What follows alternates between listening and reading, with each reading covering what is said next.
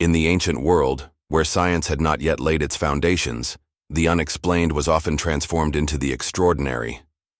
Strange bones, terrifying storms, or mysterious disappearances were not questioned through logic. They were explained through monsters. From the deserts of Mesopotamia to the jungles of Mesoamerica, societies used creature myths to make sense of their world. These monsters were not simply figments of imagination. They served as cultural maps, marking the edges of the known world with fear and wonder. Ancient Greeks told tales of the Minotaur, a bull-headed beast imprisoned in a labyrinth. A story, likely inspired by the complex palace architecture of the Minoans and perhaps misunderstood rituals. Meanwhile, in China, dragons weren't feared, they were revered. They symbolized rainfall, imperial power, and cosmic balance.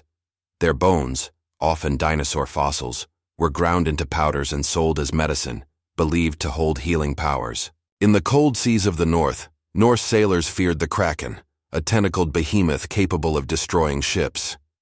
Modern scholars now suspect that rare sightings of giant squids gave birth to these legends. Even the Cyclops, the one-eyed giant from Homeric myth, may have its roots in ancient elephant skulls whose central nasal cavities were mistaken for single eye sockets. In every case, the ancient monster was a mixture of fear, misunderstanding, and human imagination trying to find meaning in a world full of danger. These myths endured not just because they were thrilling, but because they taught, warned, and guided generations who lived on the edge of mystery.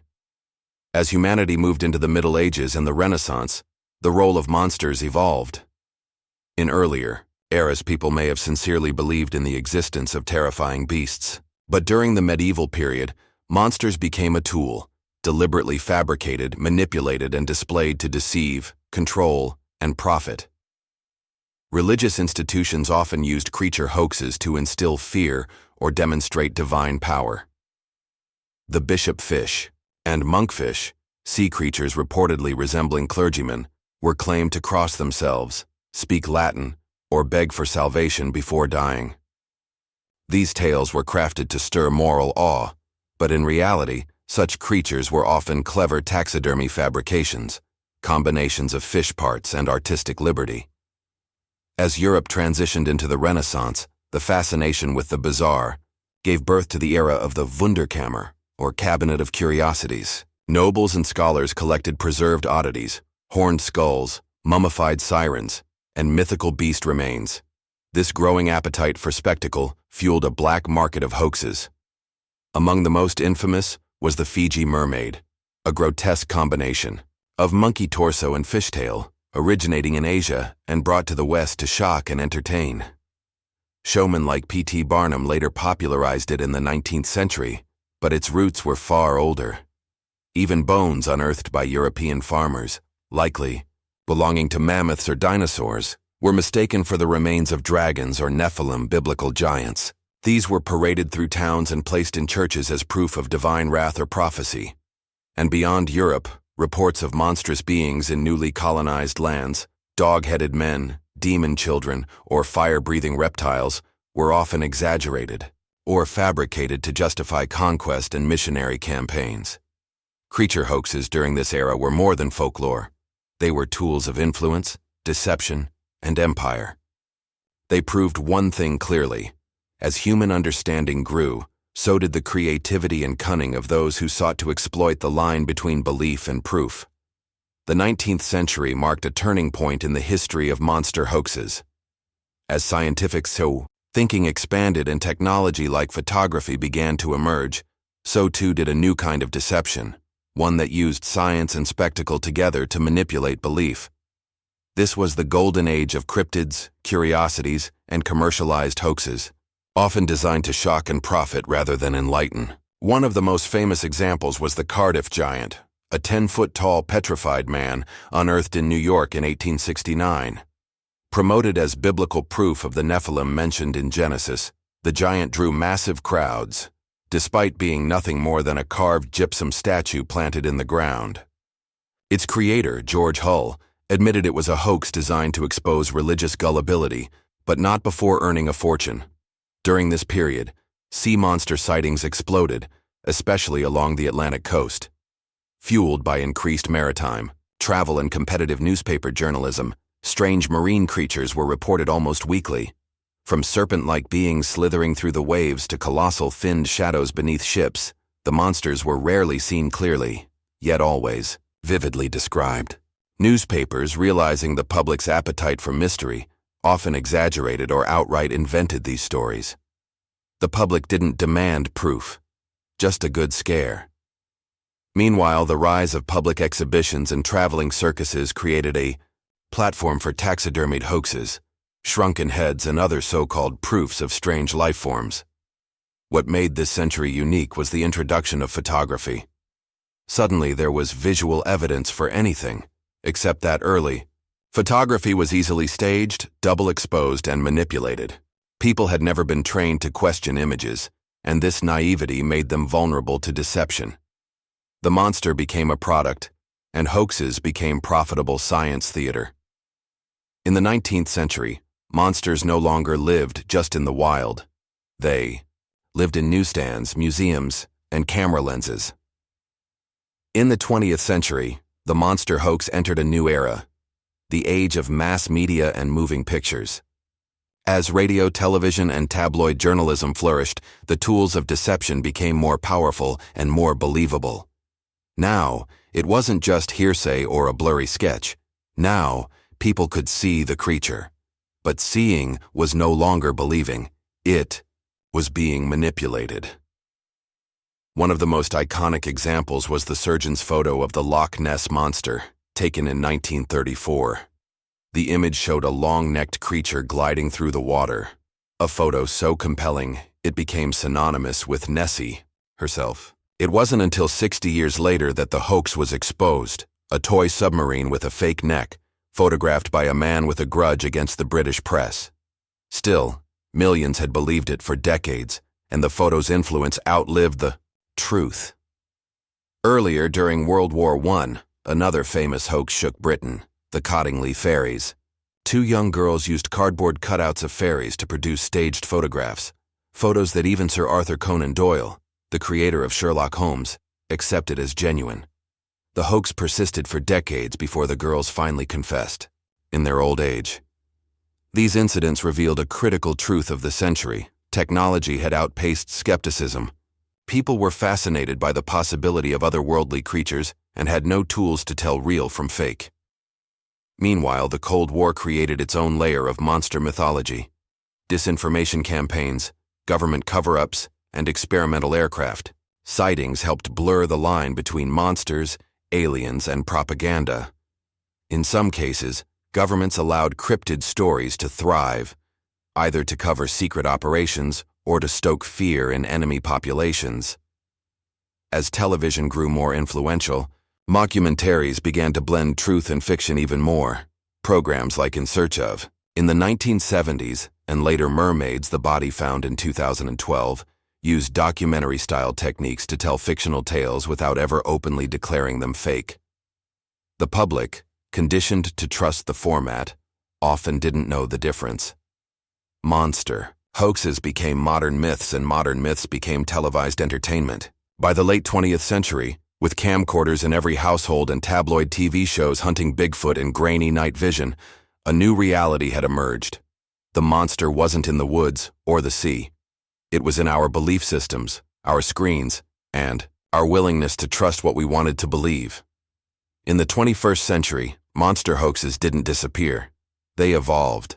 With the rise of the internet, social media, and AI tools, digital deception became faster, more viral, and harder to debunk. In real time, anyone with a smartphone could now create a monster, and anyone with a platform could convince thousands or millions that it was real. One of the most notable modern myths is the chupacabra, a creature said to attack livestock and drain their blood. First reported in Puerto Rico in the 1990s, the chupacabra quickly spread across Latin America and the southern United States, its description changing from region to region. Some believed it looked reptilian with spikes down its back. Others said it resembled a hairless, alien-eyed dog. Despite no credible biological evidence ever emerging, the legend persists, fueled by low-resolution videos, blurry photos, and sensational headlines. As digital manipulation tools became widespread, so did the hoaxes. Photoshop allowed users to seamlessly merge animal features into new species or fabricate evidence of cryptids. YouTube became flooded with found footage of mermaids, reptilian humanoids, or sea monsters slithering past fishing boats. While most were obvious fakes to trained eyes, they weren't made for experts. They were made for clicks. The line between entertainment and misinformation continued to blur. Perhaps the most deceptive form of modern creature hoax came in the form of mockumentaries disguised as real science. The 2012 Animal Planet special Mermaids, the body found used professional narration, CGI, and faux interviews with scientists to suggest that mermaids might actually exist. Many viewers, especially younger audiences, took it seriously, and the network had to later clarify it was fiction. But by then, the belief had already spread. The power of the internet lies in its reach. A single fake video posted anonymously can spark global intrigue within hours. What used to take years of myth-making can now be done with a deepfake, a TikTok trend, or an AI-generated image shared at light speed. In today's world, the monster may not be under the bed, but it's definitely in the algorithm. Despite thousands of proven hoaxes, endless documentaries, and the ease of fact-checking, people still want to believe in unbelievable creatures. But why? The answer lies in human psychology, shaped by evolution, culture, and emotion. At the core is a concept called pareidolia, our brain's tendency to see familiar shapes like faces or figures in random patterns. It's why we see dragons in clouds or Bigfoot in tree shadows. For early humans, assuming danger was survival. If you mistook a vine for a snake and ran, you lived another day. If you mistook a snake for a vine, you might not. Our brains evolved to err on the side of caution, which made us more likely to believe in monsters hiding in the dark. But the emotional appeal goes deeper. Monster myths fulfill a psychological need for mystery in an overly explained world. In an age of surveillance, satellites, and science, many people crave the idea that there are still things we don't understand, things lurking beyond our control. Believing in creatures like the Loch Ness Monster, Mokele Mbembe, or Mothman offers comfort, escapism, or even meaning. Socially, monsters give us shared myths, stories we can pass around like urban legends. They spark debates, inspire films, and create subcultures. For some, belief in the paranormal or cryptozoological is a form of rebellion against mainstream science, a way to claim identity or independence from institutional knowledge. Hoaxes also thrive on confirmation bias. Once someone believes in a creature, they interpret every unexplained event as supporting evidence. A shadow, a sound, a blur. Anything can be twisted into proof. Add to this the algorithms that feed us content we already like, and the result is an echo chamber of monster sightings, conspiracy forums, and uncritical believers. In the end, hoaxes persist not because they're convincing, but because we are wired to want them to be true. The monster isn't just in the woods, the lake, or the sky. It's in us, in our fears, our hopes, and our hunger for wonder. As we look back across centuries of creature hoaxes, from ancient dragon bones to AI-generated cryptids, we discover that these stories were never just about monsters. They were about us. They reveal how humans react to fear, wonder, uncertainty, and power. More importantly, they teach us how belief, especially unexamined belief, can be manipulated, marketed, and magnified. The history of creature hoaxes shows that deception thrives wherever critical thinking is weak and curiosity is unchecked. Every era, whether ruled by superstition or science, has produced its own monsters and its own believers.